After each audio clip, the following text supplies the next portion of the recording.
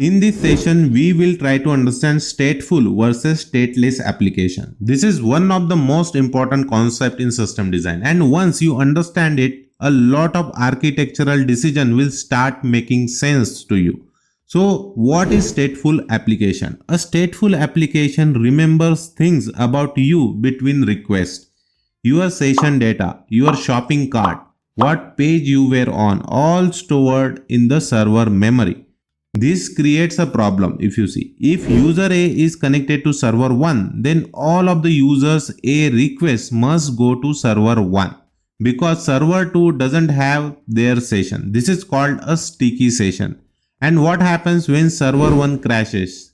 User A's entire session data is gone, shopping cart gone, half filled form gone. They need to start over. That's a terrible user experience.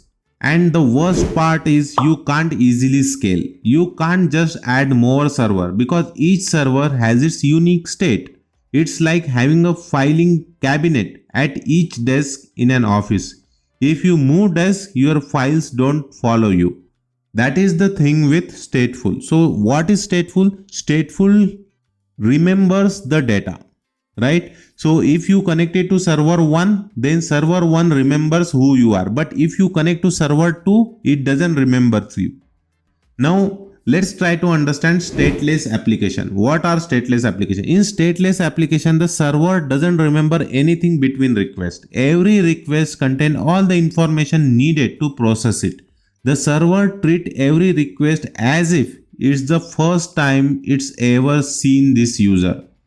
So where does the state go in this case? It moves outside the application server into a shared data store, a Redis cache, a database, something that all server can access. So you understand it, right? So instead of saving the data on the application server, we will introduce one third component which can be shared by all the servers. If we have 10 servers, they will have access to that component. It can be Redis cache or database.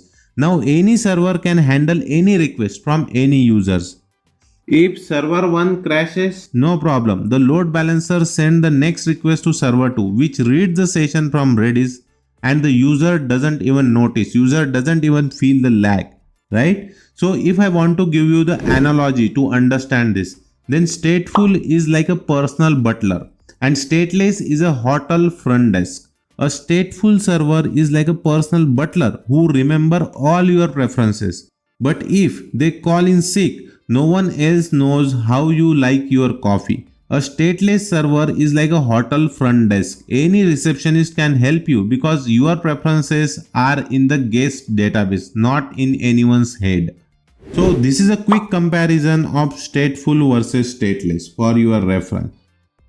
So one interview tip here is always design your application server as a stateless. When an interviewer asks about scaling your application tier, this is the first principle to state. Our app server will be stateless with session data stored in a distributed cache like Redis. This allows us to horizontally scale by simply adding more server behind a load balancer. So this is the way you need to answer. So always try.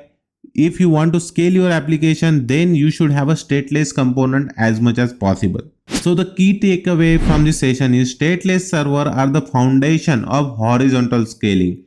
Move all state outside of server into caches, database, distributed stores. This let you add or remove servers freely, handle failure gracefully, and load balance without constraint.